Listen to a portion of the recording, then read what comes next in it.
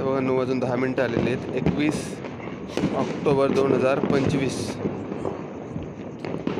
आता आज आहे लक्ष्मीपूजन.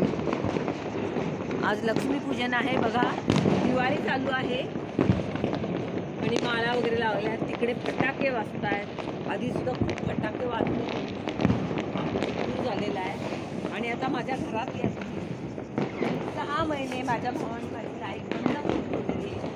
किती मोठा सण आपल्या मराठीमध्ये, महाराष्ट्रात, पूर्ण ह्याच्यातच आपल्या इंडियामध्ये मोठा सण दिवाळी असतो.